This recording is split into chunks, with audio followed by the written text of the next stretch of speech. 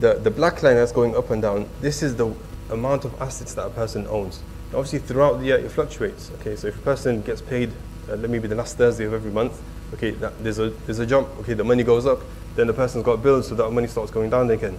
But then at the end of the year, that's when he checks again to see if he's still got the nisab. So the money might go up and down, and even during the year, there might be a point when a person's assets are actually below the nisab.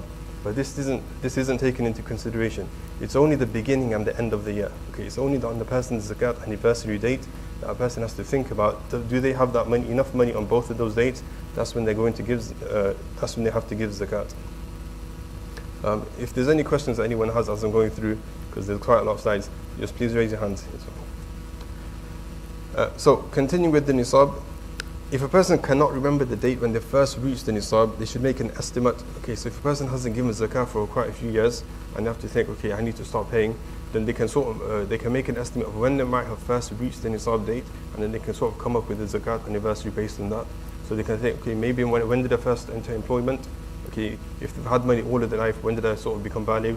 Okay, if obviously the third condition of when a person is Muslim, generally they'll be able to remember that date.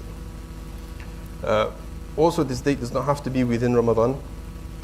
Okay, so generally, sort of within our community, because obviously there's a lot of fada'il that are mentioned regarding month of Ramadan, people give the zakat within Ramadan. However, a person has an individual nisab date. Okay, everybody has their individual nisab date of when those three conditions were first met. Okay, now it's valid to give in Ramadan, even if it's before one's person's nisab date. Okay, but what needs to happen in that situation is, they've given in Ramadan. If the nisab day is after Ramadan, they just need to check if they've earned any bit more money, then just need to give 2.5% on that extra. Okay, so maybe if another paychecks come in, maybe they've got another maybe £900 in the bank account, just 2.5% that needs to go into zakat as well. Likewise, it's valid for a person to even give zakat before the anniversary date. Okay. So, what are the assets on zakat which is obligatory on? So these are the four main assets. We're going to go into each of these in a bit more detail. So the first one is cash. So this is quite easy to calculate. So money that a person has in the bank account, any money that a person has in home. Merchandise for business.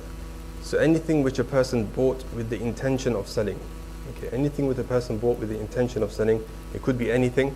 Okay, so nowadays a lot of people, they might have a side hustle. Okay, so they might buy like perfumes on the side if they think something's on offer, and then they think, I'm going to buy this and I'm going to sell this. Okay, or they might buy trainers and think, I'm going to buy this and I'm going to sell this. Anything that's bought with the intention of selling, okay, that also needs to be accounted for. Gold and silver. So any gold and silver, have all types of gold and silver. This is also included within nisab. And lastly, livestock. Obviously, I don't think anyone here owns animals or they own a farm, so we don't need to go into that. Obviously, the rules of livestock are a bit more complicated as it is. Okay, so these are the types of assets that a person can have. As we mentioned, the zakatable wealth is cash, gold, silver, and trade goods. Non-zakatable wealth is anything that's considered a necessary asset. So, for example, the house that a person lives in, the clothes the person has, the cars that he uses. Okay, all of that is considered necessary assets. The furnishings within the house, you don't need to account for that within zakat. Okay, it's just the cash, gold and silver, and trade goods. So as I just went over a few of these things, so cars, residence, assets used for work, furniture, any debts that they hold. I'll come back to that later. So inshallah, what we're going to do now is we're going to go through each of these assets individually. So we mentioned cash, gold and silver, and merchandise. So the first one that we're going to go through is gold and silver. Now, with regards to gold and silver, the value of gold and silver changes every day. The nisab for gold and silver is different. Okay, so this comes from back to the times of the Prophet ﷺ, where initially gold and silver was the currency that they would use. So they would have gold coins called dinars, they would have silver coins called dirhams. And according to the hadith, if a person has 40 gold coins, they would give one as zakat, which is 2.5%, 1 out of 40. And if they had 200 dirhams, 200 silver coins, they would give 5 in zakat. 5 out of 200 is 2.5%. But nowadays, generally, gold and silver is just used for jewelry. Okay, so they might have chains, they might have rings, they might have necklaces. So the way that a person calculates the zakat on gold and silver is, firstly, they have to look at the quality of that. Okay, so is it 24 karat gold? Generally, it won't be 24 karat gold. Okay, because normally they mix it in before they make it with jewelry. And also with silver, is it 24 karat silver or not? That's basically the purity of the gold and silver. The second thing they have to look for is the weight. So the way that a person calculates how much they have to pay on zakat is, firstly they look at the price for the carat of gold or silver that they have. So for example, 24 carats of gold. So if you look at here on the bottom right, so gold nisab is 87 grams. So price per gram is 72 pounds. Okay, so for 1 gram of 24 karat gold, it costs 72 pounds. If it's 12 karat gold, it'll be around half of that. It'll only be around 36 pounds. Okay, so if a person has jewelry, what they need to do, they need to see what carat gold or silver is that. Generally, if you go to a jeweler, they will tell you, and then you need to multiply that by the weight within the item. Okay, so if you have an item that's, let's say, 50 grams, if it's 50 grams of 24 karat gold, then that would be 50 times 72 pounds. You could do that calculation, and then you do 2.5% of that. Okay, and generally each item of gold or silver, you'd have to calculate it differently because the quality of the gold or silver in that will be slightly different. Any questions so far?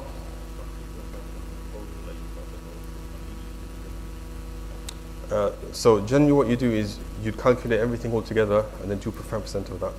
So you don't need to do 2.5% of every individual item. You add all your assets together and then 2.5%.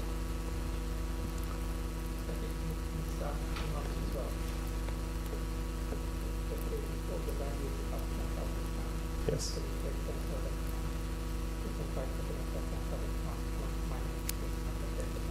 No. Yeah, so 2.5% of the total. Yeah. So that's gold and silver covered. So carrying on, now we're going to look at the second asset that a person can have. So this is merchandise. So merchandise is any item that was bought with the intention of selling. Okay, any item that was bought with the intention of selling. So that item was not used for personal use. Okay, so for example, if a person buys a car with the intention of selling a car, if they're a tradesman, okay, they have to pay zakat on the value of that car. Okay, if their zakat anniversary comes up and their car is for sale, they need to pay zakat on the value of that car. If an item was purchased for personal use but then was put up for sale, it will not be zakatable. Okay, so I'll give you an example. Let's say somebody's got a car, okay, and they're thinking of upgrading. Okay, they want to get something bigger. So they put the car on the market, they go on Gumtree or they go on Auto Trader, and let's say they value their car £8,000. Whilst their car is on the market, their zakat anniversary comes. Do they have to add that £8,000 to their zakatable assets? What do you think? Okay, why not? Exactly. So when a person got the car, it was for personal use. Okay, it was for personal use. Therefore, even though they're selling it at the time of their zakat anniversary, they don't need to account for it. Second example: let's say somebody bought a car to sell. Okay, but then they changed their minds. Okay, so they bought the car to sell. Let's say they bought a BMW X5. Okay, let's say they paid like £16,000 for it, and then the zakat anniversary comes, but they've decided to keep the car. Do they have to pay zakat on that value? No. Why not? Again, it's for personal use. So if an item was purchased for personal use and then was put for sale, it was not zakatable.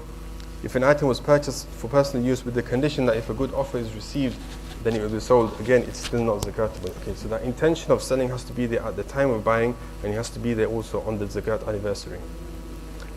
If an item was purchased with the intention of selling but then kept for personal use, it will no longer be zakatable, even if it's put up for sale again. So even if a person buys something to sell it, then they decide to use it themselves, and then decide to sell it again. Okay, but because within that middle period it was for personal use, okay, then it's no longer zakatable. Okay, so the intention of selling has to be there throughout the entire period.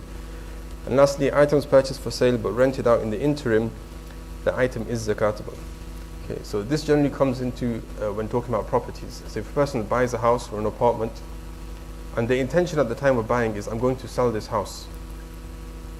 But before the house is sold, they think, I'm going to put it on the rental market, okay, just to get some passive income. Okay, but the intention of selling is still there. Okay, does that person have to pay zakat on the value of the house?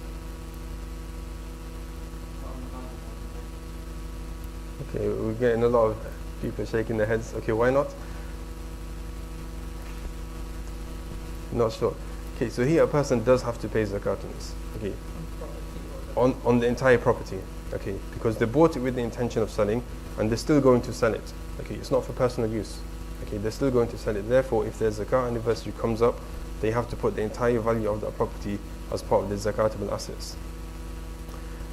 Likewise, as for the rent that they're receiving, okay, that rent that they're receiving, they only need to pay zakat on the amount already received. Okay, so even if they've got, let's say, like a 6-month rent and they're only 2 months in, okay, they only have to pay zakat on the money that they've already received. If, however, a person buys a house to rent, okay, then what do we think? Is there zakat or no? Okay, here there's no zakat, right? Because they're not selling the house. It's only buying to sell that a person has to pay zakat on. Okay, if a person's... Sorry? Okay, so I'm talking about the property itself. Okay, so the property itself you don't pay zakat on. As for the rent, if a person's buying to rent, whatever rent a person's already received, that's what a person pays zakat on. Then that cash will just go in with the rest of their cash that they're calculating. Yeah. Any other questions? Yeah.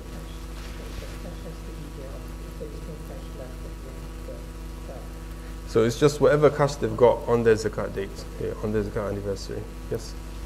So, you've got a house that you bought for rent. Yeah. Now it's now you've decided the tenants are out now you've decided to sell it. Yeah. But it's been a year now that it hasn't sold. Well, it's sold, but the money hasn't come through. So you have to pay the zakat on that. So again, it was bought with the intention of renting. Okay, it was bought with the intention of renting initially, then there's no zakat on the house itself. Okay, it's only if you buy something with the intention of selling it, that's when it's considered merchandise. Yes.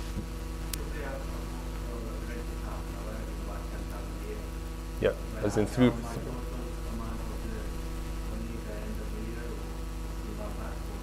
So just whatever money you've already received in rent, okay, then you just add that with the rest of the cash that you have, and then you do the 2.5%. Yeah, anything that you've got left over, yeah. Yeah, to use accountable assets. Yeah. Yeah.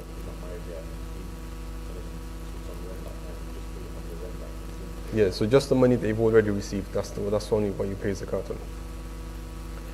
So carrying on, so zakat is due on the value of the stock using the selling price, market value of the product, not the purchase price. Okay, so generally when people buy things, they think, the price is gonna go up. Okay, you might buy something on offer, the price is gonna go up.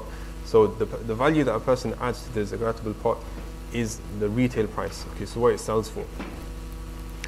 Value retail and wholesale according to how the items are sold. So if a person buys and sells wholesale, okay, they might buy, say 24 cans of Coke or whatever. So they're buying that wholesale. Okay, so if they're selling that wholesale as well, then that's the value that you would think of. Okay, not the individual cans. Zakah is necessary on goods that are manufactured or in the form of raw materials, so ingredients, packaging. So this sort of comes into, so if people own maybe a takeaway, okay, so they buy raw items, raw ingredients, they manufacture that and then they sell that. Okay. So on a person's zakat anniversary, any materials are in their raw form, you would take the value of that they are in their raw material goods, okay, in that form. Anything that's already been manufactured, okay, then you would pay zakat on what it retails for. Okay. Any questions? Yeah. Says there's on the value of the stock, you buy potatoes for £5. Yeah. Purchase price. Yeah. And he makes chips with it. How would you order that potato? So it depends on how he got it. So on his zakat day, let's say this guy owns a restaurant and he's sat at the room at the project, start calculating his zakat. And he's just got a stack of piles of potatoes. Whatever those potatoes are valued at that given time, you do it according to that, Yeah. basically. And because they're not made into chips yet, that's basically it.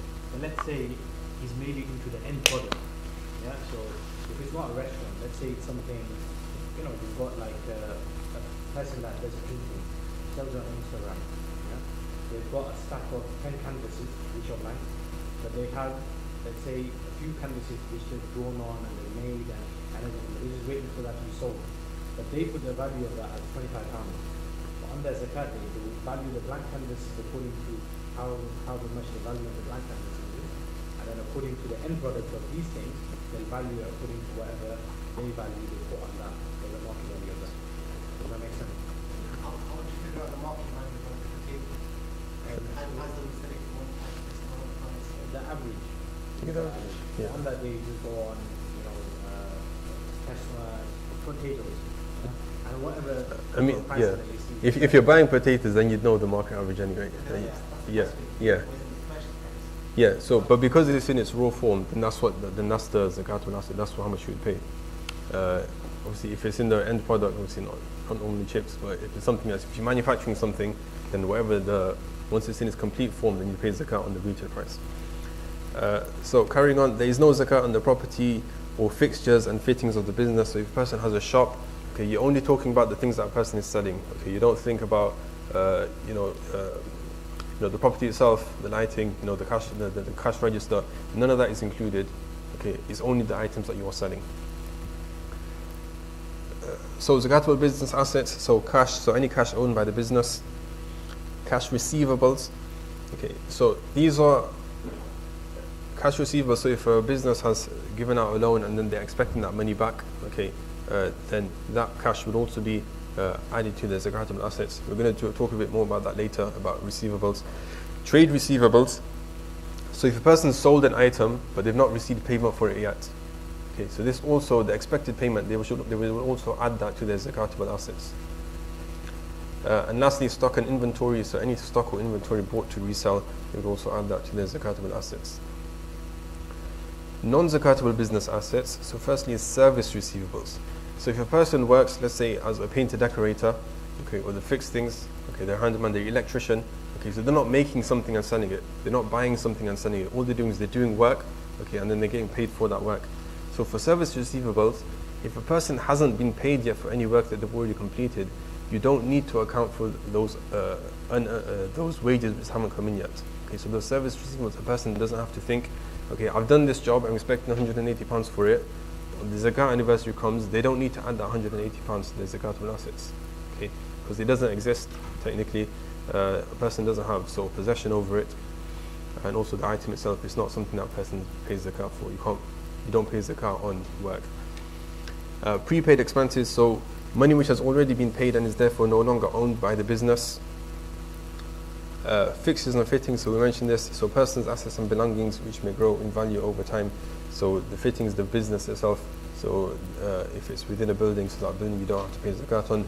Property, plants and equipment, and intangible fixed assets. So if a person has, let's say, a limited company, or they own copyright or trademarks or any patents, they don't pay zakat on that. Okay, so when you have an entire business, you don't look at the value of the business as a whole. You're only looking for those items that are sellable.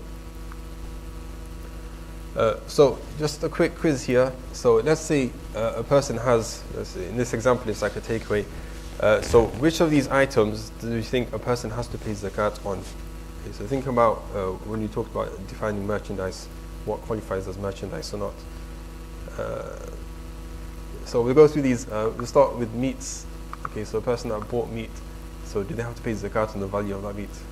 Yes, why? Exactly, a person bought the item to sell it. Vegetables? Yes. Salt? Yes. Flour? Chairs? Chairs. Why not chairs?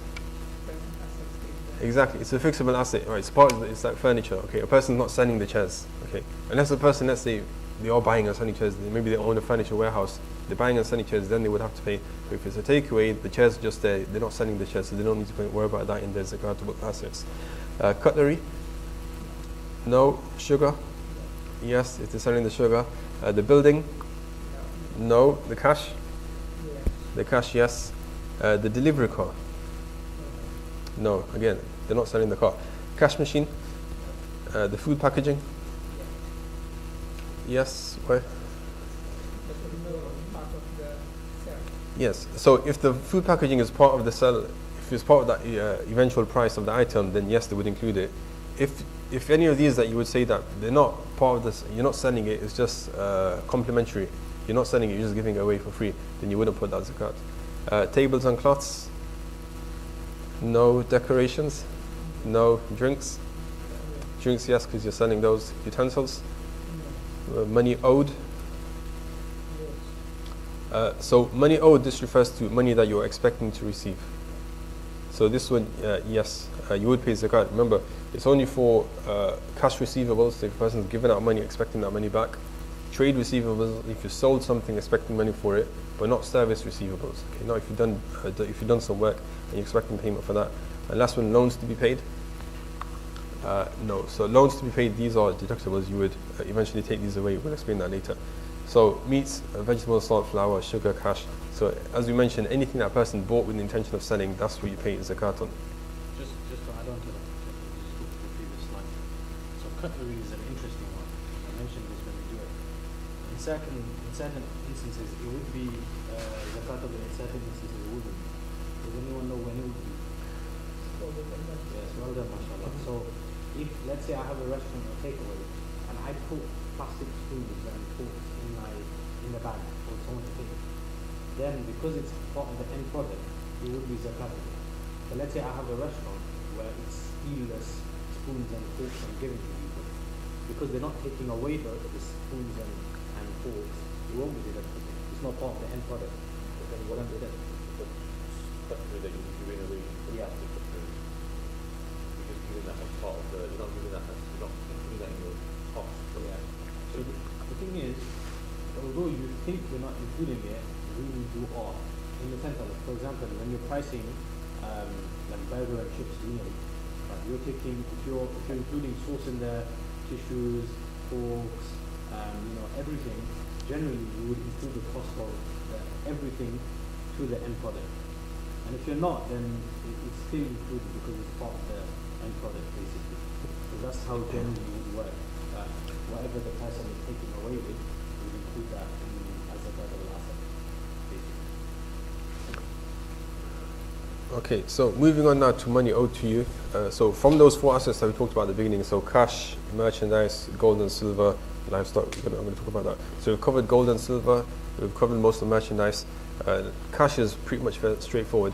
But when it comes to money owed to you, so as we mentioned about receivables, so money that a person is expected to receive.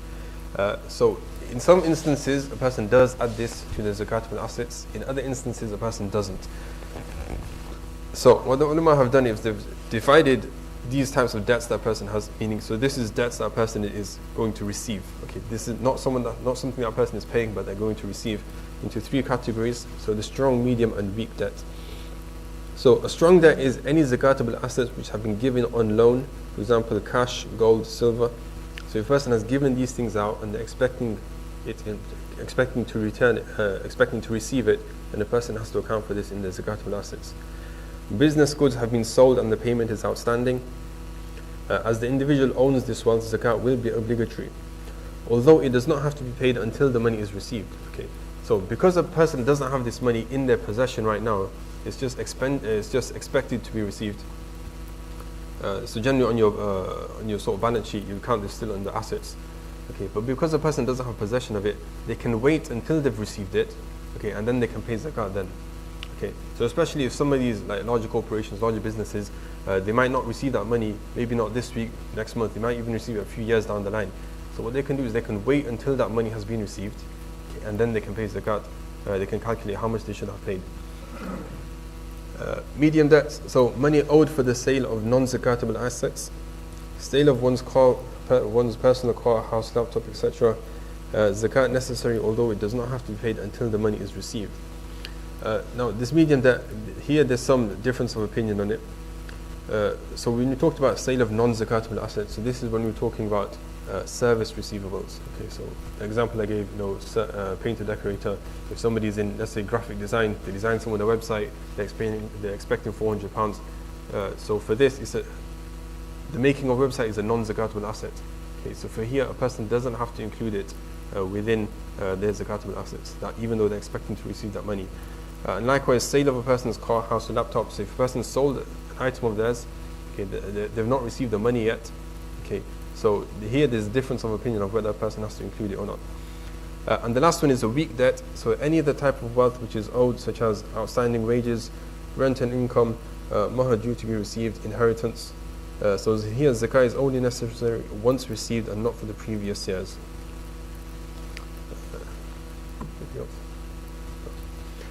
So backdating. So let's imagine a person, they received money maybe after a few years. So how do they exactly calculate how much zakat they should have paid if they're going to pay after those years? So an important point to remember here is that they also have to account for how much they would have paid in zakat if they had the money. So let's say somebody received £1,000 after a year, okay, and they're thinking, okay, how much do I pay on zakat on this? So if it's just 1 year that's elapsed, then they would just think 2.5%, which is £25. Let's say they're expected to receive that money 5 years, and then they have to think, after 5 years, okay, so how much did I owe on zakat on this? So it's been 5 years that have gone by. So in that first year, if they had the money, they would have paid £25. In the second year, they wouldn't have paid £25. Why? Because they would already have paid 25 in the first year, and so the money would have been reduced to £975. Okay, so in the second year, they would only have to pay 2.5% on £975, which is £24 and 38 pence, let's say. Okay. So what's happening here is that a person has to account for how much they would have paid in zakat if they had the money. And so this is obviously if the amounts of money is larger, then it would make quite a bit more difference. But here, even if it's £1,000, it's not that much of a difference. It's like less than £1 for each year that we go through. But what's important here is that a person has to remember that the amount of zakat that they pay can actually be reduced. Okay. So we're going to go on to some more sort of complex issues now. So shares and pensions. Let Moulana Huzaifa take over here. Yeah.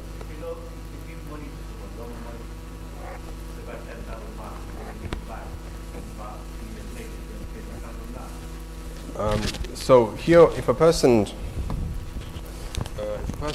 not expected to receive that money, then they can wait until that money is received. So they don't have to save zakat in the interim period. They can wait until that money is received, and then they can use back in once they have received it. So it's definitely about how much zakat they would have been each they've given the money away. Yeah, basically like this. So like let's say this person was supposed to receive £1,000, yeah, but they received it 4 years later. So when he sits down on his zakat day, or to calculate the 2.5%, he will write year 1 equals £1,000. How much would, if I had that on my first year that I was paying zakat, how much would I have paid zakat on that £1,000? £25. Okay, I write £25. Year 2, now I initially had £1,000, but because I paid zakat £25 the last year, how much do I have remaining? I have £975 left now. So I need to give year 2 zakat on £975. What's 2.5% of 975? Then that would give me £24.37. Then year 3 I would do the same.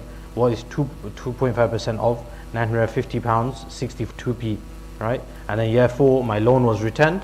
So how much zakat did I have to pay? 73 pounds.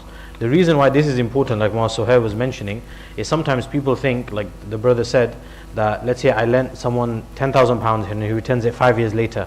Someone thinks that I need to do 2.5% times 5. So what is 2.5% of £10,000, and I times it by 5? But you end up actually paying more zakat than you actually need to. So like Moulana Suhayr mentioned as well, in this example he's only saving £1 or something like that, right? But in a bigger sum, you could be £50, £100, £1,000. You could be paying more in zakat, right? Yeah. It's because it's something that you're anticipating. It's your money at the end of the day. It's also important to remember that person has to pay back. They don't pay zakat on that amount. So that's counted as a capital. Inshallah. But they never paid it. Yeah. So I think if you, For so. example, if he or she maybe passes away, and then because of when he borrowed the money to forgive them, so we cannot pay zakat. So basically, if you reach a point in, let's say, your life, yeah, that you've tried chasing the person up, you've tried, you owe me money, bro. When am I getting it? When am I getting it? When am I getting it? And you just end up losing hope. Like, okay, I've lost my money. It's not coming back. Then you can stop paying zakat. Then you don't, like, if you're certain, okay, I'm not getting it back, you stop paying zakat. But then let's say a miracle happens, the next year he pays you back. Just suddenly he comes to your house, I'm so sorry, I didn't give you money for 10 years, here's your money. Then what you do is you take that money, you say Jazakallah, see you later, maybe never. you sit down and you start calculating 2.5% of all the last years, all the years that you didn't pay zakat even. Although you thought you weren't going to receive it, you backdate it from then, basically. Yeah? Sure. Okay. Shares and pensions. Now, this is a part of like a zakat course, which you probably wouldn't have seen like a few years ago. This is normally like, if you attended the Fiqh of Zakat course, usually, this is 80% of everything that's been covered, right? But more recently, shares and pensions has become very common, very known. So we've decided to include it. And, I think, although there's some technicalities to it, it's very easy to understand, and inshallah, it'll give you a very good understanding of how the Fiqh of Zakat actually works. So, how does the zakat on shares work? Zakat on shares is based on the intention of purchase. So if I am looking to invest in a business, what is my intention to invest in the stocks of that business? For example, let's say Brother Nizamuddin, he comes to me and he says, Huzaifa, the shares for Tesla is going to go up. You should invest. So, and we'll sell it in a couple of days. It's going to go up in the next, I've got special news, something big is going to happen. So I go and I buy it and it's going to be quick sale, right? So in that instance, zakat would be due on the value, the whole value of my share, the entire value of my share. So if I invested £1,000, whatever the value is of that share on my zakat date, I would account for that entire value. Yeah, that's one. That's when it's short-term sale. You have a second type of investment where, again, let's say Tesla. I know that, mashallah, this company is innovative, and by the way, it is not sponsored by Tesla, yeah? So they're very innovative, and mashallah, they're coming out with amazing things. So I'm in it for the long run, a few years. So I invest, £10,000 in Tesla. Now what I would need to do is, if one has purchased the shares for long-term investment and not to sell them, but to take benefit from dividends, then they will pay zakat on the dividends and on the portion of the business that is zakatable. So there's two folds of zakat that is due in this instance. When you invest in a business for long term, you get something called dividends, which is basically the net profit that a company makes is distributed amongst the shareholders, amongst the stockholders. So whatever the profits company makes, a net profit after all the expenses, salaries, everything, then that is distributed amongst a percentage of it according to however many stocks you hold. That's usually what is referred to as dividends. So let's say I receive in my first year from Tesla £1,000 in dividends. That's number one thing that I will add to my zakatable assets. I receive £1,000. As long as obviously I still have it. If I used it before my zakat date, then that's fine, right? That's dividends. It's like any other cash or money that I have in my account. The other thing that also becomes zakatable is what Moulana Suhayr explained about zakat on merchandise and stock. So let's look at this. For example, you'll have something, each company will have a balance sheet like this, right? That balance sheet will tell you what the inventory of that business has. So how many cars they have in stock, how many machinery, what the value of the machinery is worth, and all of these details, like current assets, current liabilities, all of those things will be listed on there. Now let's say, like Moulana Suhayr discussed, that in a business, not 100% of the business is zakatable. We understood that, right? Not 100% of the whole business is zakatable. Only the zakatable assets, the gold, the cash, the merchandise, goods, stock, etc. are the zakatable assets. So when it comes to stock, you also need to find out how much of the things, the assets owned by the business are zakatable. Right? So what you would realistically, what you would do is you would open up the balance sheet and you would look, okay, these assets are considered, okay, tick zakatable, non-zakatable, and I would add them up. All right. Now this becomes difficult. Let's say, mashallah, I'm picking on Nizamuddin because he's a friend, so I hope you don't mind, inshallah. But Brother Nizamuddin, he then says he's got 10 or 50 investments, right, in different stocks and different companies. On his zakat day, he's going to be scratching his head because he has to sit with 50 balance sheets. So what the ulama have done is they've looked at generally across number of companies. They've studied so many balance sheets, right? And they've given us a proxy. A proxy is basically a average percentage where they've been generous, that having done a survey of thousands of businesses, it seems as though 25% is the general zakatable asset range across all these businesses. Does that make sense? Right? So now when Brother Nizamuddin, he looks on his zakat day, he sees that his share value is actually only, his share value is £1,000. That's what he sees on his portfolio, investment portfolio, £1,000 my share value, okay? He realizes that the zakatable assets in that business is only 20%. So he only has to pay zakat on £200, which is the value, 20% of his zakatable assets. So really, on his £1,000 share value, he's only paying 5% zakat on it. Yeah? Now what the ulama have done, as you see here, use a proxy of 40% or a revised 25% if working with multiple shares. What the ulama have said, that it's going to be difficult if a person who is an investor by trade, or he likes investing, and this is something which has become so common now, right? Before, if you wanted to invest, you needed to have a broker, you need to sit with him, have a meeting, you need to study portfolios of companies, or whether is my investment going to be profitable, non-profitable.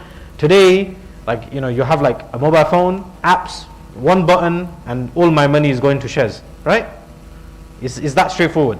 So people can have investments into tens of companies. So if a person that's giving zakat on tens of companies, he's going to be scratching his head.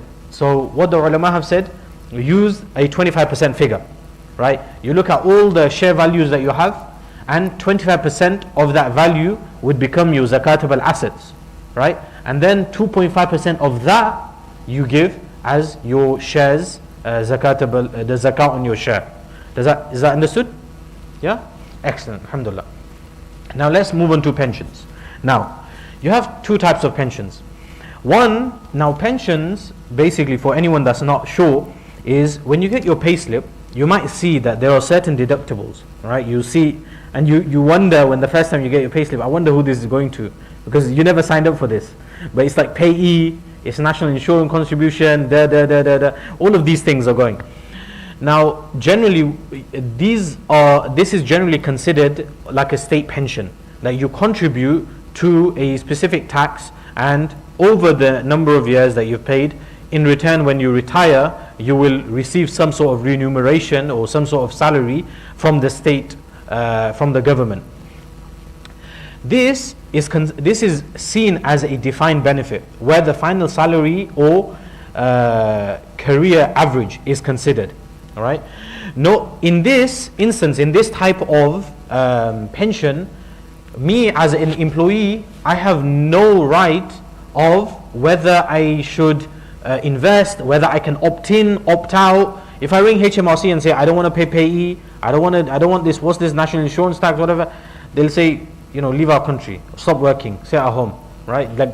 This is mandatory, so I don't have an option to opt in or opt out.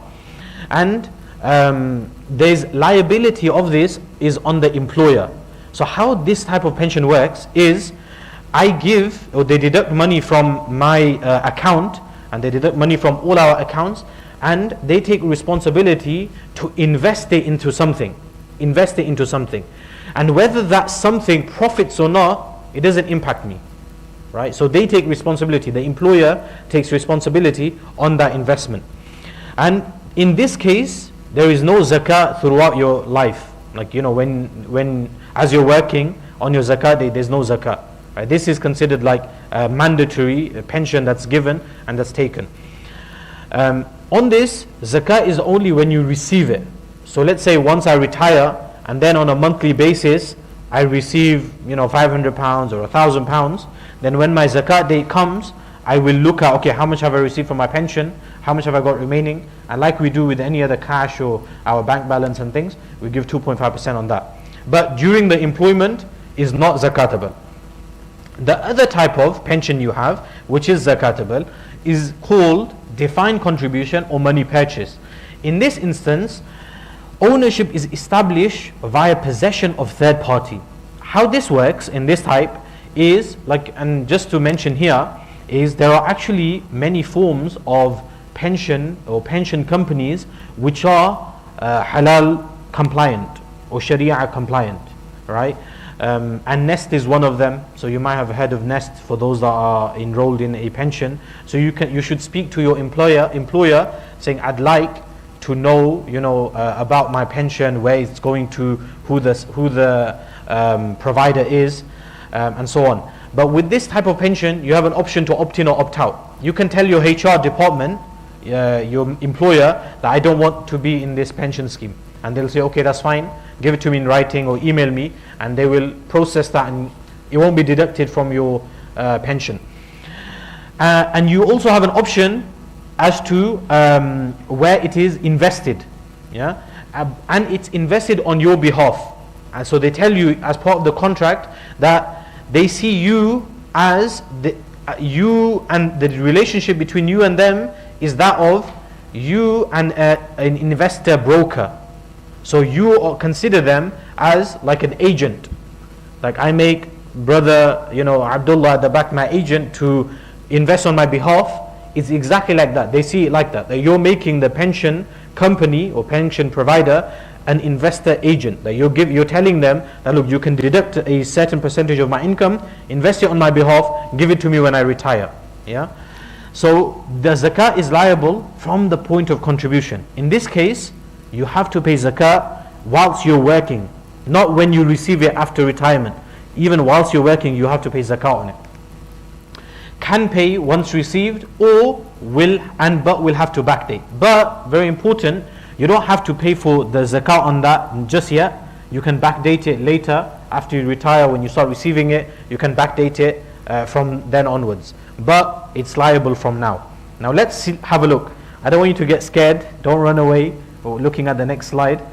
It's very easy, inshallah. We're going to explain and break it down for you. When you look at your pension portfolio, you will see that your investments are in different sort of funds, right?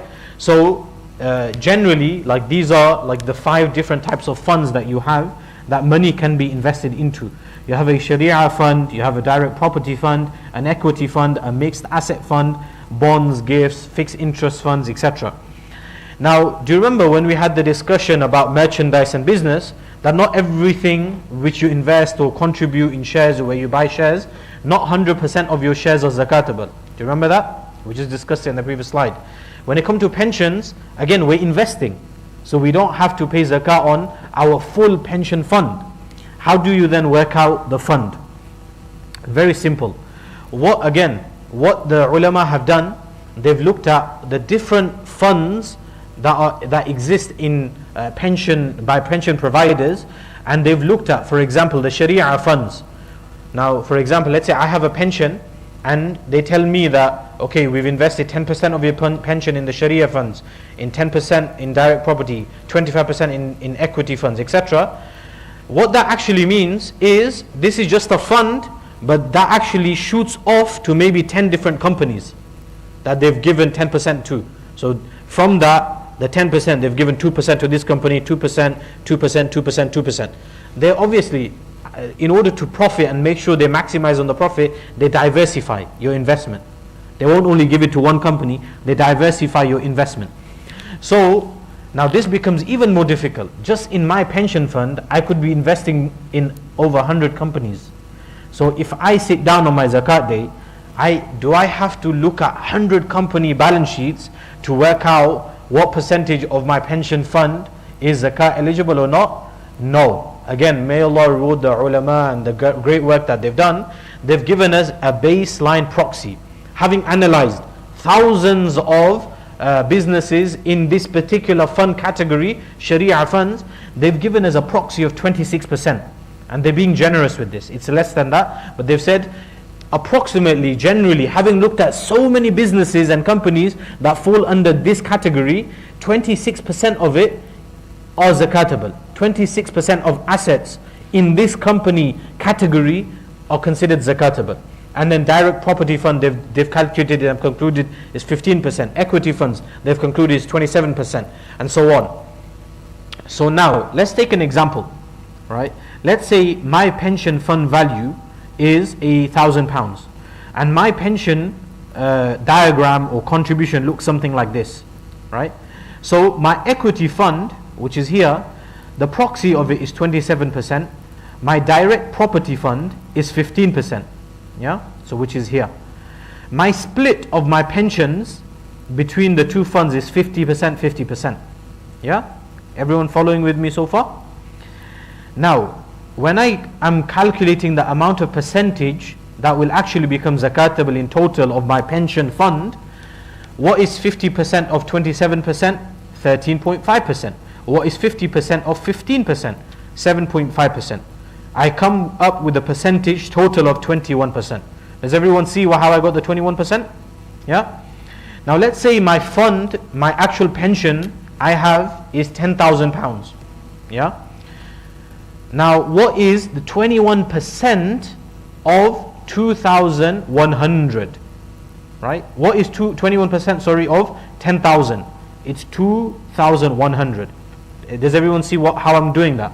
We calculated 21% as the total zakatable assets of my pension portfolio. Because my value of funds in my pension is £10,000, really I only need to give zakah on 2,100. Now when I calculate 2.5% on 2,100, it amounts to £52, 50p. How amazing is that? In my actual pension fund I have £10,000. But really I only have to give £52 as my zakatable asset. Does that make sense to everyone? Are we following? Are we happy? Like if anyone wants me to repeat it from zero, or even if you want me to start from the beginning of like slide 1, I'm happy to go through it again. Go ahead. How do you find out? You know, so that it could be got in different companies. Yeah. Would our pension company give us that information? Yes. So you would get that from them. So basically, what you can ask them is, I'd like to know the percentage split of where my investments are going from my pension. What funds is it in? So they should give you something similar to this table here, right? Or like the investment in direct property fund, or equity funds, or mixed asset funds. They would actually say it like that. They won't say like, oh, I'm putting it into Tesla. No. The Tesla would fall into one of these, basically. So these are categories that you have, which is like a fund category, and then the companies would fall into each of those relevant categories. Yeah. So like for example, let's say Tesla falls into one of these, then they will only invest a percentage of that into Tesla. They'll invest another percentage into that. The reason they do that is, let's say your contribution is £10,000. If they invest that amongst 100 companies, it's less likely for them to get a loss in that investment. And how would we know what our contribution is, that what we put in every month? What you're referring to is your fund value. You'll see that on your pension account portfolio. It should say fund value, or however much your total amount is. Your total pension pot value is. So what if we left other companies and then had a pension pot and then? Usually what happens is, like with Nest, usually what happens is you tell them that this is like continuing from my previous company, they merge the accounts. But your HR usually does this, so they'll merge accounts.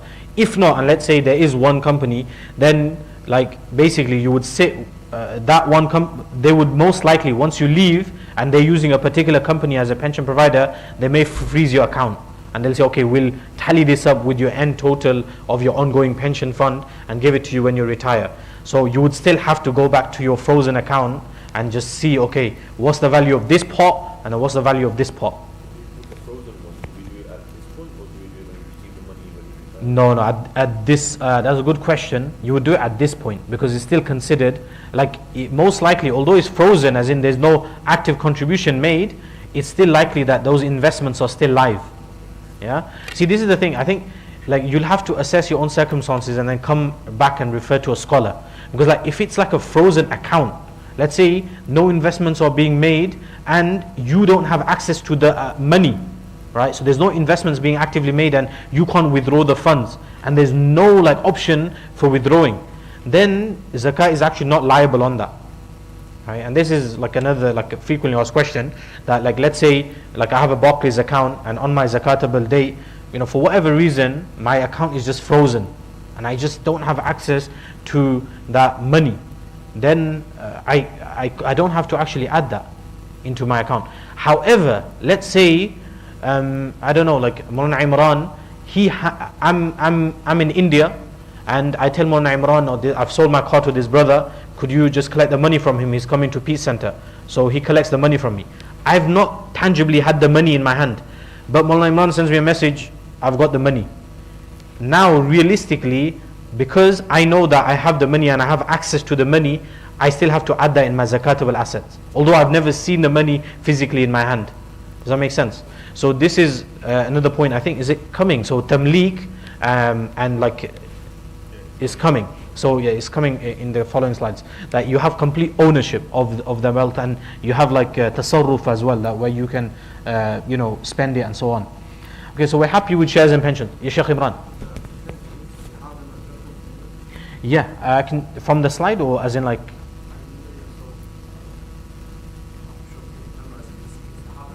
Oh yeah, we can share this with them, no problem. No, we can make it accessible, inshallah. हम Peace Center को भेज देंगे, no problem, inshallah.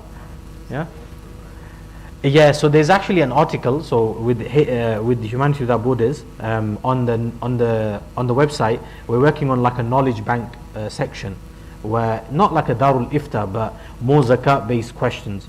And like Moulana Suhayr mentioned, the reason, so I've been in the charity sector for over 10 years, right?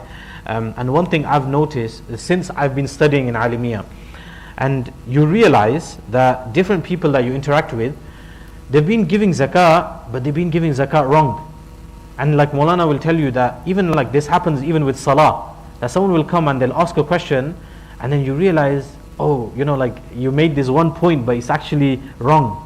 And this person is in his 50s or 40s and he's been reading salah for so many years. And then you realize that, subhanAllah, like, yes, many people are giving zakah, or there's two, like in our community, we have people that are giving zakah, not giving zakah. The non-giving zakah, they need to be reminded of the importance of giving zakah and the virtues of giving zakah. And then those that are giving zakah, they need to be reminded about how to actually work out and make sure they're doing it right. So as part of the charity, we have different services, like free to the community to use. It's like you can come in to the office and say, look, I want to sit down with a scholar, I'd like to go through like how to calculate. And then on the website, we're developing a zakat calculator, where you can just come on, enter like your cash, your gold, your silver, and then your deductibles, what you owe others, and things like that, and it'll give you a total that you need to pay in zakat. And then also, Moulana Suhayr just mentioned to me that we'll most likely have an article which will have these proxies on there. Right? What are the proxies for pension funds for zakat? Inshallah. Right, let's go on to deductibles. Yeah, Sheikh, go ahead. Yeah, go ahead. Say you're saving money for tax for the year, and so you save up quite a bit of cash, and on the day that your zakat are due, but that money is actually waiting there to pay for tax. So is that zakatable or not? So the thing is, for that you will have to look. When basically what you need to consider is that does the tax become due on you already, like from the start of the year, or is it at the end of that year that is the tax due? Like like for example, come April, is the tax that you've been saving up for due at that point, or has it become due like throughout the year, and okay, roughly like this is how much tax is going to be due at the end of this month, I just need to pay in April. So that's what it depends on. That the reason why is because if it's already become due on you, then you could deduct it. But if it hasn't become due on you, then you would not deduct it. And that's the same for anything. Like let's say there's a very common question we get. I've been saving up for Hajj, right? Hajj is like 8,000, 9,000 pounds, 10,000 pounds now. I've been saving up for Hajj. I just managed to get about 8,000 pounds, and my zakat day is here. Now I'm going to have to make a contribution of almost a few £100. What do? You still have to pay zakat on it, because it's money that you have in your account. Yeah? Okay, let's talk about. Just chip in there. it is possible because so when it comes to paying zakat, the condition is that the year has passed and has the zakat anniversary has come. That's when paying zakat becomes necessary. But a person can delay paying zakat after that. So when you talk about taxes, so what a person can do is if the tax day is coming, you can pay the taxes, and then you can figure out how much zakat should I have paid, and then you can figure out the zakat, and then you can pay that after the general taxes. So you don't have to pay it before the paying taxes, you can do it after as well. And In actual fact, that money will build up in the year, but yeah. it won't last. It won't be there for longer than a year because you have to pay off. it out. Yeah. Yeah, it's a common question, and I think it's something that we need to look into in terms of, like, does the tax become liable on the person to pay at any point during the year, or is it at the end of the year? Because I think that's the important part. But inshallah, what I'll do is we'll look into that, and then if you take my number from Imran or something, and then I'll get back to you, inshallah. Generally twice a year, end of January and end of June, July? Yeah, July. Twice the That makes sense. So just before we continue, so obviously we've covered a lot of information so far. So just to sort of summarize everything so far, when it comes to paying zakat, there's 4 steps. First step is the person calculates the assets. So the first step of paying zakat is the person calculates the assets. The second step is the person, they do their deductibles. So they start taking money out. The third step is that whatever's left, if it's more than nisab, they pay 2.5%. And then the last step is just making sure that zakat goes to the right person. So the first step, so just imagine that this is a cup. So a person looks at all of the assets, all of the cash goes in the cup. They look at the gold and silver, whatever is zakatable, that goes in the cup. So thinking about the weight of gold and silver, the quality of it, that goes in the cup. They look at the business, so anything that's merchandise, anything that's receivables, those trade receivables, cash receivables, that goes in the cup. And anything else that we've mentioned, the shares, the pension, that goes in the cup. What we're now going to do is we're going to do some deductibles. So we're going to start taking things out. So if a person has any bills on them, if a person owes any money, they can start taking some stuff out. Whatever's left in that cup, that's what they pay 2.5% on. Okay, so just continue. Inshallah, let's move on to some deductibles.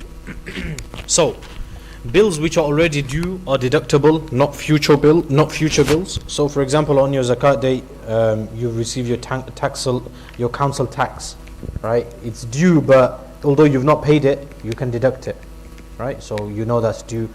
Long-term debt that are to be paid off in installments such as mortgage payments. Now, obviously, mortgage payments is not something that's encouraged. It involves interest, but this is something common where individuals, need to contribute, make mortgage payments. So what the ulama have said, the amount that is due to be paid for the coming year, as in the year that they'll be calculating, up to 12 months, they could calculate how much amount that I'm going to pay for this year and deduct that. The important thing here is when you look at mortgage repayments, there are two figures. You have the interest figure and then you have the capital. Yeah, your capital. You will not deduct from the zakat the interest.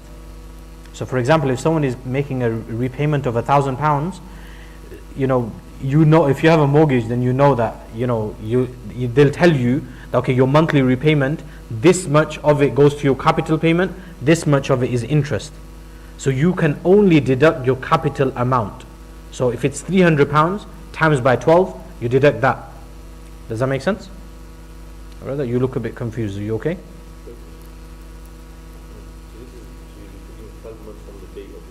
Yes, exactly. Yeah.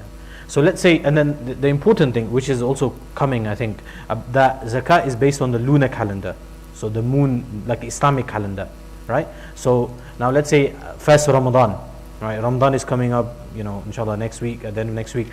I sit down, my zakat day is the first of Ramadan. Then I will look until the next 12 months. How many payments am I going to make in the 12 months? And in those payments, how many of my payments, what's my total going to be for my capital payment, right? That I'm going to make towards my mortgage. And that's what you would deduct. If your date is like the first of the month, yeah. But your actual date is going to come out on the 14th or 15th, you deduct that money then? Yeah. I'm going back to bills which are Yes. are deductible. Yes. So it's not future bills. So if the bill's already been processed, but Yes. your bill date is the 14th of the month, like Yes. the English month, Yes. so then you deduct that money from your, is that classed as a deductible then? Yeah, so if is it due at that point that your zakat date is? Maybe zakat is on the first of Yeah. Ramadan, Yeah. but your bill's been processed, Yep. so your bone bill's been processed, but the money for the bone bill doesn't come out until the 14th of the month. Okay. By process, do we mean that like? But what do we mean by process? It's, you get the bill on the first of the month, Yeah. the direct debit comes out on the 14th. Okay. Yeah. So basically, my understanding of bill is like almost like an invoice. Is that correct? Like a bill is telling you this is how much you owe. As soon as you get that bill, you can deduct that. Even if your direct debit is set up for a later date. Yeah, because you know that's like something that is owed now on me that will come out later, but I can deduct that from now. Yeah. Yeah, inshallah. Did you understand about the mortgage? Yeah. Debts already owed will be deducted from zakatable assets. We discussed this already very briefly. My zakat day, I lent out or I borrowed £5,000 from someone. I need to give that 5,000 back. I can deduct £5,000. That's not my money. I can take it out from the cup, like Moulana Suhayr said. Yeah. What are the things that are non-deductible? Yeah. So future expenses and bills. Okay, I'm planning, like I said, for Hajj, or I'm going to buy a phone, or my phone is due an upgrade. My zakat day is today, but the upgrade is from next month, and I don't get the bill for that until next month. I can't deduct that. Right? Income gained from unlawful means, alcohol, interest, lottery, etc. This is not counted. You can't deduct that in your assets. And interest itself, you can't deduct from your assets.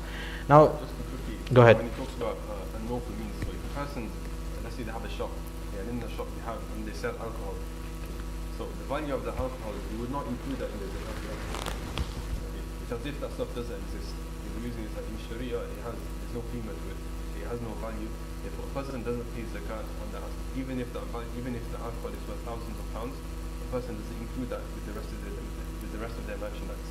Okay, the best thing for that person is to sort of destroy that by whatever means, to dispose of it in some way. Or if it's money, then to just give it in charity without any intention.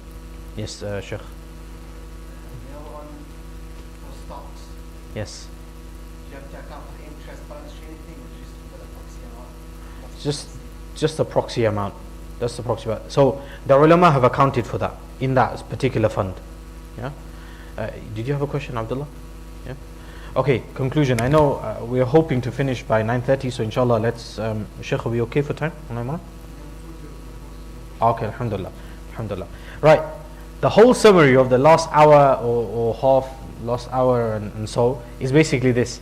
You add the gold, silver and cash, you add your merchandise, you add the share and pensions, and you add the loans that are owed to you by others, and you minus anything that you owe to someone else, and then you apply 2.5% of that, and that's it. I could have just showed you this slide and we could have gone home by now. Huh? So let's move on now. This ayah of the Quran, we're going to now discuss the recipients. So zakah is the type of charity where Allah has specified who can receive it. Any other type of charity, you can give it to whoever you want, right?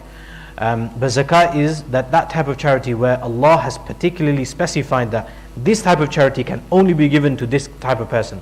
So I'll just read the translation, or we're going to go through the translation by breaking down each of this. But Allah says that the zakah are meant only to be given to the poor, the needy, to those employed to collect them, to those whose hearts are to be won in the cause of the slaves, those burdened by debt, and in the way of Allah, or to a traveler. Let's look at all of these. The first category is the fuqara, the poor. He has wealth, but he's less than nisab.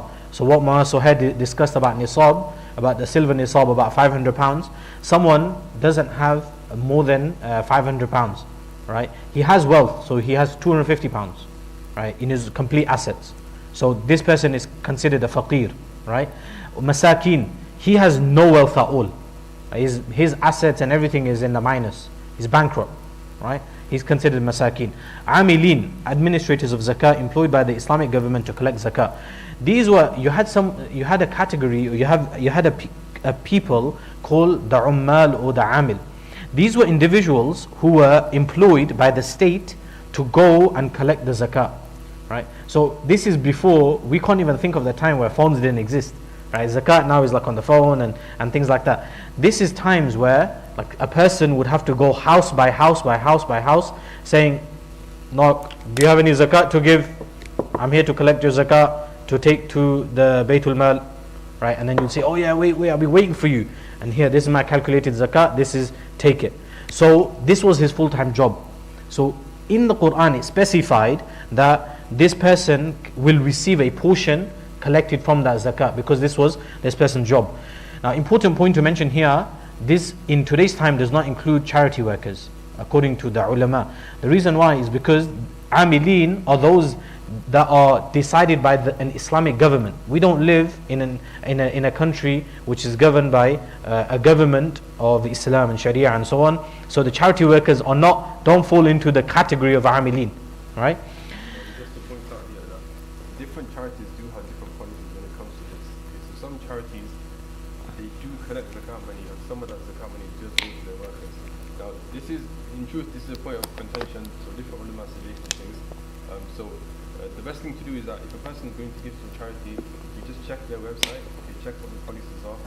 Some charities, what they even do is they say that if you want your zakat to go to some of the workers, you donate by this link. If you don't want it, they give you a separate link. Okay. But the best thing to do is just to go with whatever you feel most comfortable with. Yeah. On that note, HWB has a policy that they don't give to amilin. So I thought made that clear. Okay, al-mu'allafat al-qulub.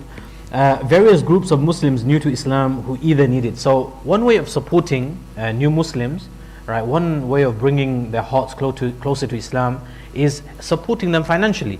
So it was like, okay, look, Islam is a religion of giving and supporting and so on. Here, we will give you money from zakah, we will look after you, right? If Islam was just like, okay, we're going to support you, oh, but we can't give you money. Oh yeah, but become Muslim, but it wasn't enticing. Or with whom reconciliation was required in order to alleviate any potential harm.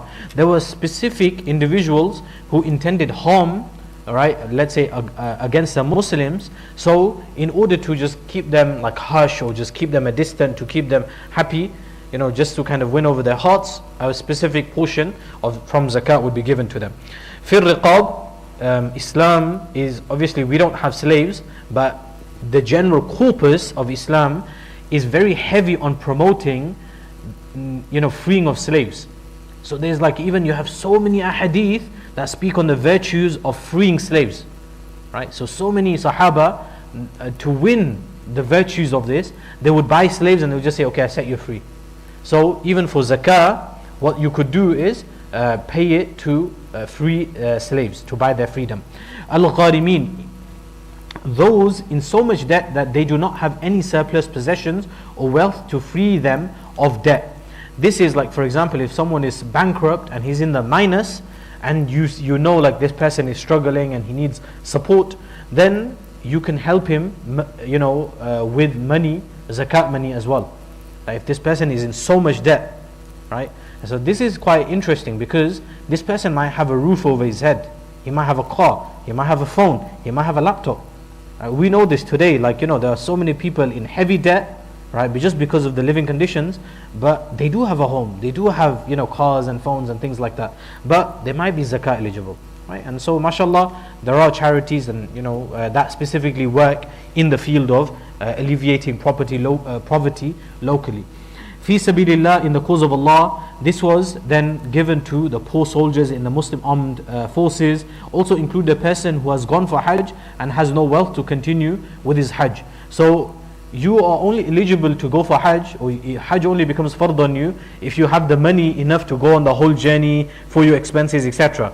So this person went on Hajj, he went fi sabilillah, but something just happened, like on the way some bandits came and they took his money, and he's now like on his way to Hajj, but he's got no money. So to support him, I can help him with my zakat money as well. Now you're on your way to Hajj, let me give you £100, off you go. Ibn Sabil, this is a traveler who has become needy due to his travels, even though they may be wealthy at home. So let's say I don't need to receive zakat in Leicester, but I happen to be traveling in India, and I lost my phone, I lost my bank cards, I don't have any wallet or anything, I can't make any phone calls to anyone to transfer money, to bring me money, etc. And I'm just like, if I don't get money, I'm going to starve. I'm going to be in a very difficult situation. So you can give money to Ibn Sabil, someone who's traveling, right? This is obviously very common, in those days, where if you're traveling, the only money you have is whatever you have with you. There's no bank cards. There's no top up and could you transfer some money to me, right? I'm running low on funds. There's nothing like that. It's whatever you take with you. So if you got robbed, then that's it. You're poor. Even if back home you're a millionaire, on your journey right now you're poor. So to help someone in that circumstance. Is that okay, Sheikh? Anything else? Who can zakat not be given to? In the books of fiqh, this is described as the usul and the furu'. That one cannot give zakat to one's children, grandchildren, great-grandchildren and so on, one's parents, grandparents, great-grandparents and so on, one's spouse, be it their wife or husband. Does anyone know why you can't give it to them? Why can't zakat be given to them? Anyone? Is it? I'm going right now, his money is my money. So the reason why, quite simply, is you should be looking after them anyways. Yeah, is your child, why are you going to wait for zakat to give to your child? Is your parents, why are you waiting for zakat to give to your parents? Is your wife and your husband, why are you waiting for zakat to give to your wife or to your husband? You should be looking after them. And then Banu Hashim, right? They hold like a great esteem, and so the descendants of Ali radiallahu anh, Ja'far, Aqil, Harith, Abbas radiallahu ta'ala anhum, they are what we know as the descendants or the Sayyid from the progeny of the Prophet sallallahu alaihi wasallam. A person who does not have the nisab of zakat but has goods beyond their essential needs which reach the value of nisab. We're going to discuss this. Right, this comes in the following slide, right? Yeah. So this is someone who beyond their essential needs he has above £500. So you have different categories. So like this we'll discuss it here. You have three categories of people. You have this category where many of us may fall. That in the blue is the zakatable assets, right? So I'm going to do some testing now. Can anyone tell me what were the zakatable assets? What do you consider? Cash, gold, silver, merchandise, assets, etc. Yeah. So in that, this brother has more than 500. What are some non-zakatable assets? Car, house, clothes, yeah, whatever else he has. So in that he's more than 500 as well. Let's say you have another type of person. In cash, gold, silver, merchandise, etc. he doesn't have up to 500. But in in car, in watches, in clothes, in phones, in laptops and in other things, he has more than £500 of value in access, yeah? So he falls in the middle category. According to those who can receive zakah, this person cannot receive it. Yeah? Correct? This person cannot receive it. It's this kind of person who would receive it, where even in their additional assets, the non-zakatable assets, minusing the essential things. Yeah, so we're going to look at what the essentials are considered. But for example, my phone that I use every day, my laptop, my watch, the clothes that I would normally wear, all of those are considered essentials. You won't consider them. But let's say someone's got a second car. Let's say someone's got he's got 3 watches, but then he's got an extra 7 collection, right, which is extra to beyond his needs. So he would consider all of these things. They're non-essential, non-zakatable, they're non-essential. So in all of those things, he's above £500. So he'll fall in the second category where he can't receive zakat. This is quite important. The reason being is, when it comes to udhiyah and sadaqatul fitr, even people that are in this category need to give sadaqatul fitr and need to do udhiyah, need to do the qurbani. Does that make sense? Normally we think that it's only people that give zakat it's also qurbani is fard on them as well, but it's actually not. Qurbani, sadaqatul fitr, etc. is fard on both of these categories. Yeah? Okay. Just the key takeaway from those who can receive zakat. And then there's a third category where they don't give zakat and they don't receive it either. And just the entire discussion that we've been having about who can receive zakat, if you give your zakat to a charity, a credited charity, only they will do all the vetting as it is. So they will know who's liable to receive zakat or not. If you're going to give it individually to a specific person, then that's why this is And this is why it's very important that you do your due diligence as well. That you do your due diligence. Like one of the programs that we had recently, just this Saturday, Sunday, at the Memon Center, and a brother was asking that, what tends to happen is back home, there are families that will ring, like the same, someone is back home and they're needy, and they will ring 5 family members that live in the UK. I'm mustahiq of zakat, can you transfer me some, or can you give me some of your zakat? Now let's say they ring us 5. This brother sends £500. This brother, by the time he sends £500, that brother is not even zakat eligible now, because he has £500. So for that reason, to do your due diligence is very important. And even that's when you're giving yourself, but even when you're giving to a charity, right? There are countless cases of misuse of funds and things like that do take place. All right, so it's important. So charities will generally have a zakat policy. So, you should request for it. Before I give you my zakat, could I have a look at your zakat policy? Where is it going to? How much are you deducting? What checking are you doing in these countries that you're giving to, that they are eligible for zakat, etc. Yeah. Now let's look at ownership. For zakat to be valid, the recipient must gain total ownership of the money and must be free to do as he likes with that wealth. Very important, right? To make sure that zakat is accepted, you have an intention and you give the wealth completely, and he can do what he wants. So now let me ask you a question. Can zakat be given to masjid, madrasa, orphanage? I stand up here after Jumu'ah, brothers, please donate your zakat to Peace Center. Is that okay? No? Why do you think it's not okay? Excellent, mashallah, good answer. So the masjid isn't a valid recipient of zakat. And same thing as madrasa and orphanage. Now orphanage, I can't donate zakat to the orphanage. What I can do is I can, let's say a brother comes from the orphanage and he says, we have zakat eligible orphans in our orphanage, and would you like to fund their food or their meal or whatever, or their clothing, or I can give him the £1,000 and say, okay, don't use it for the bills of the orphanage, don't use it for the electricity and your expenses, make sure you use it on the orphans. I can give him that money that way, right? The fees, you can pay the fees, but it has to what they tend to do sometimes is they'll give it they'll give it to the child, and then the child, they usually give it to the child whilst they stood in a line to pay the fees off, and then they'll say, okay, pay your fees here. So they'll give the money to the child, saying this is zakat money that's been, or they don't say zakat money, but this is a gift that's been given to you. And then the child will be stood in a queue to pay for their boarding fees. But the thing is, the difference here is they're making the child a complete ownership. So this is why they do that, is they're giving the child the money. If the child wanted, he could just say, oh well, I'm not paying the fees, I'm keeping this money, and he walks off. And he has the right to do that. That's what complete ownership means. That person that running the orphanage, he can't take the money and say, okay, with this money I'm going to pay that guy's fees, that guy's fees, that guy's fees. They've not even seen the money. You can't do that, right? You can't give it to a madrasa for the same reason. Can zakat be used to fulfill the debts of a deceased person or for the burial? What do you guys think? No. Why? Why? Come on, let's think.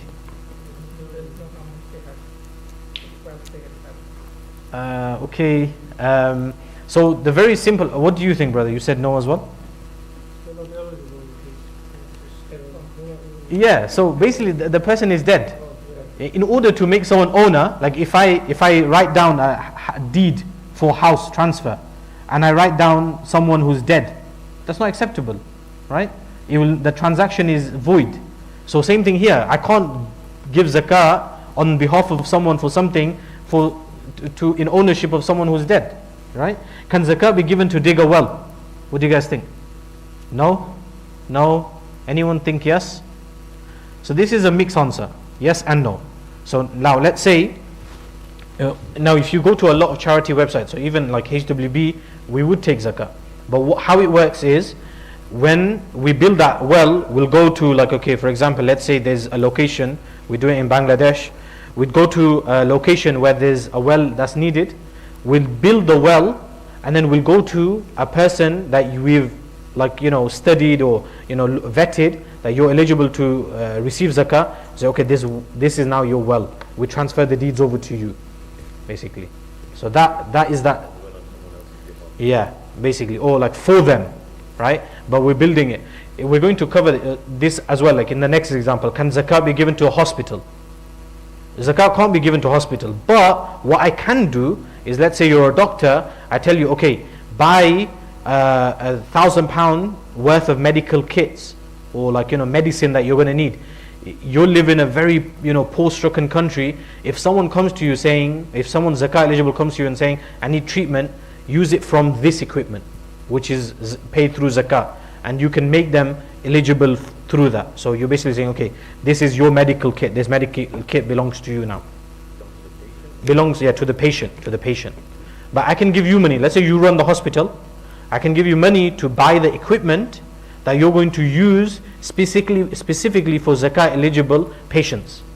How do they differentiate though? Because if someone walks in, let's say for example in the UK, we buy an MRI machine. Yeah. So this is the thing, like you'd have to vet it. But obviously, like in a poor-stricken country, like for example, let's say we've set in Gaza during the last last 2 years, we've set up like, or many other charities as well, they've set up like tents, quick emergency, like 8 tents. Now in those instances they've lost more or less everything, right? There's a good question, that how do you determine if someone is poor? To what extent do you need to vet them? The ulama say you go by what's apparent.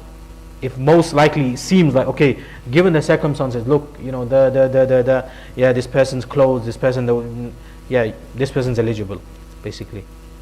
Right? Does that answer your question, inshallah? Alright, let's move forward, inshallah. I'll try to go through this very quickly now. Further information and FAQs. No one needs to go home quickly, right?